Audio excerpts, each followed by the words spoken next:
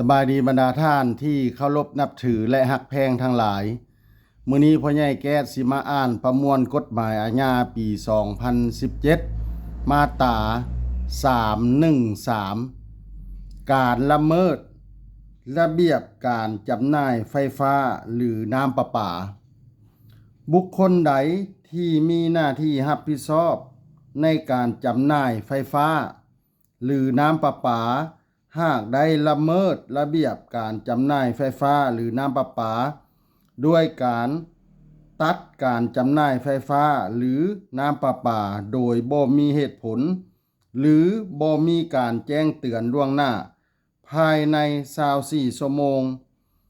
ปฏิเสธการจำหน่ายไฟฟ้าหรือน้ำประปาโดยบ่มีเหตุผลจำหน่ายบ่ต่อเนื่องหรือบ่ปลอดภัยการบันทึกตัวเลขนำใช้ไฟฟ้าหรือน้ำประปาประจำเดือนของผู้ชมใช้บ่ถูกต้องซักซ้าในการแก้ไขปัญหาเกี่ยวกับไฟฟ้าหรือน้ำประปาภายหลังที่ได้รับคำร้องหรือคำเสนอภายใน24ชั่วโมงจะถูกลงโทษตัดอิสรภาพแต่3 เดือนหา1 ปี